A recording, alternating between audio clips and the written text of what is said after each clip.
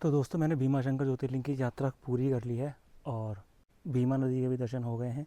यहाँ तक कि जो गुप्त भीमा शंकर जी हैं उनके भी दर्शन पूरे हो गए। तो भीमा शंकर ज्योतिर्लिंग की यात्रा शुरू करने से पहले हमें बहुत सारी चीज़ों का ध्यान रखना पड़ेगा। जैसे कि सबसे पहले लेते हैं ट्रांसपोर्ट। ट्रांसपोर्ट अगर आप पुणे से आ रहे हैं तो मेरे हिसाब से सबसे बेस्ट तरीका है वही आने का। वहाँ से आप पर्सनल गाड़ी ले सकते हैं, ऊबर ओला कुछ भी करेंगे तो आपको 3-4 हज़ार रुपये में मिल जाती है। और अगर आप शेयरिंग वाली आते हैं तो 500 से 700 तक आपको मिल जाएगी।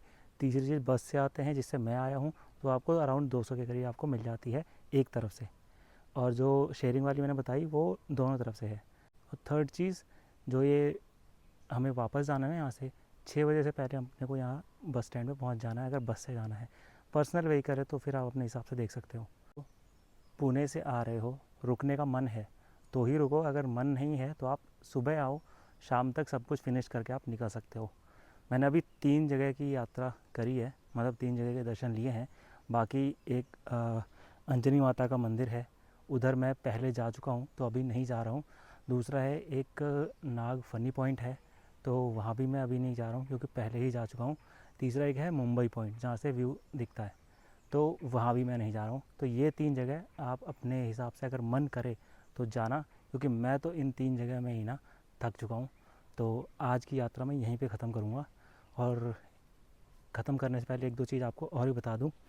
तो जब आप मंदिर में दर्शन करने जाते हो ना, जो प्रसाद वो देते हैं, तो प्रॉपरली प्रसाद लेके जल लेके आप जाओ, क्योंकि वहाँ पे आप जल चढ़ा सकते हो। मेरे केस में थोड़ा गलत हुआ, वहाँ पे एक आर्मी मैन था, तो मंदिर के अंदर जब मैं जल चढ़ाने ही वाला था, उसने मेरे टोकरी में से जो बास्केट मिलती है उस बास्केट में मैंने जल रखा हुआ था। जब तक मैं फूल पत्ते चढ़ाने लगा उस वक्त ही उसने क्या करा, मेरी टोकरी से जल निकाला और शंकर जी को चढ़ा दिया। वो बात सही है कि शंकर जी को चढ़ गया, लेकिन वो चढ़ाना मैं चाहता था तो मेरे हाथों वो नहीं हो पाया। तो इस चीज़ का मुझे थोड़ा सा अफसोस है।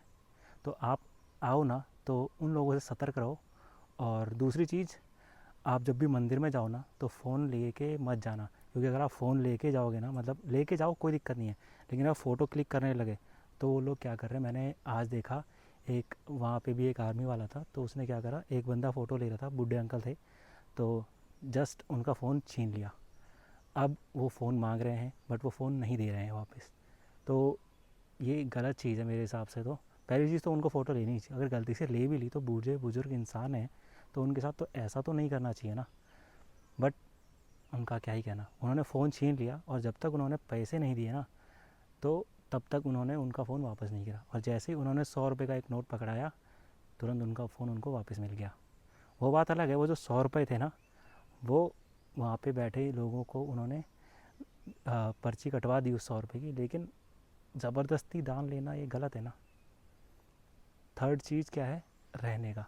अगर आप इधर आ रहे हो तो बस स्टैंड के बाजू में ही आपको नहाने का और फ्रेश व्रेश होने के लिए आपको वॉशरूम्स मिल जाते हैं। आई थिंक सस्ते में ही होंगे, 10-20 रुपये में ये सब हो जाता होगा, क्योंकि मैंने ट्राई नहीं करा बट है। और आई थिंक गवर्नमेंट वाला ही है, बट जो स्वीपर है, साफ़ सफाई वाले, वो थोड़ा बहुत लेते हैं।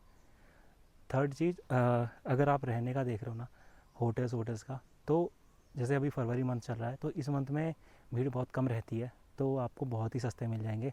तो ये समझ लो आपको 500 से शुरुआत होती है होटल की। बाकी आप अपने हिसाब से जैसा लेना चाहो ले सकते हो। बाकी तो कुछ खास बचा नहीं है। हाँ, एक चीज़ और, यहाँ पे जब आप मंदिर जा रहे होते हो, पहले 2 रास्ते थे। तो एक रास्ता सीढ़ियों के थ्रू जाता था, एक उसके साइड से जाता था थोड़ा दूर से। तो दूर वाले रास्ते से थोड़ा अपन शॉर्टकट से पहुंच जाते थे, बट अभी वो रास्ता बंद है, तो अभी आपको सीढ़ियों से ही जाना पड़ेगा। लगभग 250 सीढ़ियाँ हैं। उतरने में तो कोई दिक्कत नहीं है, लेकिन आप चढ़ने में दिक्कत हो सकती है अगर बूढ़े बुजुर्ग बहुत ही ज़्यादा हैं तो वो सोच समझ लेना। बाकी आई थिंक वहाँ पे पालकी का भी पहले सिस्टम हुआ करता था, बट इस बार मुझे कहीं दिखा नहीं है, तो वो आप अपने हिसाब से देख लेना। और एक चीज़ और, जब आप सीढ़ियों से उतर रहे होते हो ना, तो वहाँ पे बहुत सारी दुकानें हैं। वो तो हर जगह का ही है, जब ऐसी जगह पे आप जाओगे तो आपसे थोड़ा ज़्यादा चार्ज तो किया ही जाता है। लेकिन खाने पीने वाली चीज़ों के बारे में आपको बोलूँगा, जो मावे वाली दुकान होती हैं जहाँ पे प्रसाद मिलता है, एक्चुअल में प्रसाद नहीं होता, वो मावे से मिठाइयाँ बना के रखते हैं, कहते हैं प्रसाद है। प्रसाद तो आपको मंदिर के अंदर ही मिलेगा। वहाँ पे आपको 100 रुपये का एक लड्डू का बॉक्स मिलता है, जिसे आप घर पे लेके जा सकते हो। बट जो ये मावे वाली दुकान है ना, ये जो भी करते हैं तो सबसे मेन चीज़ आपको ये है कि वहाँ से आप लो 100 रुपये का मैक्सिमम लेना, क्योंकि उससे ज़्यादा खा नहीं पाओगे अगर 3-4 लोग भी हुए तो उतना आप लेके खाओ। स्वाद बहुत मस्त है उनका, किसी भी दुकान से ले लेना, उनको ही पूछ लेना आपका सबसे बेस्ट कौन सा है। मैंने भी ऐसे ही करा। मैं आपको उसकी क्लिप दिखा दूँगा जो मैंने पार्सल कराया था, तो वो ज़रूर लेना, दूसरी वीडियो में वो क्लिप आ जाएगी। और थर्ड चीज़, हाँ, लास्ट टाइम मैं आया था, इस टाइम तो मैंने ट्राई नहीं करा। जब सीढ़ियों से हम उतरते हैं वहाँ पे खाने पीने की बहुत सारी चीज़ें हैं, तो मैंने कई सारी चीज़ें ट्राई की लास्ट टाइम, कोई भी अच्छी नहीं थी। मैं किसी का बिज़नेस बेकार नहीं करना चाहता, बट एक एक्सपीरियंस नाम की भी तो चीज़ होती है ना, तो वो ख़राब हो गया, टेस्ट भी ख़राब हो गया। मैं भूखा था, बट भूखे टाइम पे भी मतलब घटिया सा वड़ा पाव मिल गया। और मैंने कॉर्न भी लिए थे, बॉइल्ड वाले कॉर्न, वो भी टेस्टलेस थे, मतलब उसमें पता नहीं क्या ही मिला दिया था कि अलग सी स्मेल आ रही थी। सो उधर मैं कहूँगा आप खाना अवॉइड करो। बाकी जो बस स्टैंड है ना, उस बस स्टैंड के आसपास देखना, आप कहीं भी खाने का दिख जाए तो उधर देख लेना। मैं भी अभी जा रहा हूँ, तो कुछ अच्छी खाने की जगह पता लगी ना, तो वो भी मैं आपको इस वीडियो में ऐड करके बता दूँगा। तो जैसे मैं गुप्त भीमा शंकर आया ना, तो यहाँ पे इस समय बिल्कुल भी भीड़ नहीं है। तो पूरे रास्ते भर में 2.5 किलोमीटर का ट्रैक है, तो इसमें मेरे को 2-4 लोग ही नज़र आए और कोई नज़र ही नहीं आया।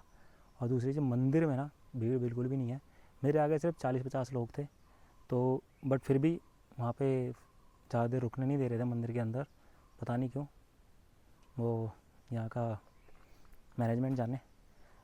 बट भीड़ बहुत कम थी, नो डाउट। और आप सुबह आओगे आराम से, दिन भर सब कुछ दर्शन करके आप जा सकते हो। आपको मैं एक चीज़ और बोलना चाहूँगा, जब आप यहाँ पे ट्रैकिंग के लिए आओ गुप्त भीमा शंकर पे, तो आप एटलीस्ट 1 लीटर पानी का बोतल ज़रूर लाना, क्योंकि यहाँ पे पानी की बहुत ज़्यादा कमी फील होती है। तो आप पानी लाना मत भूलना। दूसरी चीज़, यहाँ पे कभी ना यार, बहुत लोग आ रहे कचरा कर रहे, सब कुछ कर रहे, आप लोग एटलीस्ट कचरा मत करना। अगर कोशिश करना कि कचरा एक आध बोतल, एक आध घटिया चीज़ जो भी हो, आप उठा के लेके जाओ और बाहर किसी डस्टबिन में डाल दो, तो वो इस जगह को थोड़ा साफ और स्वच्छ बनाएगा। को एक चीज़ और बताना चाहता हूँ कि अगर आप इधर आ रहे हो गुप्त भीमा शंकर, तो गुप्त भीमा शंकर गूगल मैप पे तो अवेलेबल है, लेकिन आपको ना गूगल मैप को फॉलो नहीं करना है। अगर आपने उसे फॉलो कर लिया ना, तो आप यहाँ पे गायब हो जाओगे। अगर आपको ये वीडियो पसंद आ रही है तो इसको लाइक कर देना, शेयर भी कर देना, और सब्सक्राइब आपकी मर्ज़ी है। बाकी कोई भी सुझाव हो ना, आप मेरे को लिखना कमेंट में, मैं उसको ज़रूर से ज़रूर फॉलो करूँगा, ताकि आपकी ज़्यादा से ज़्यादा हेल्प हो पाए।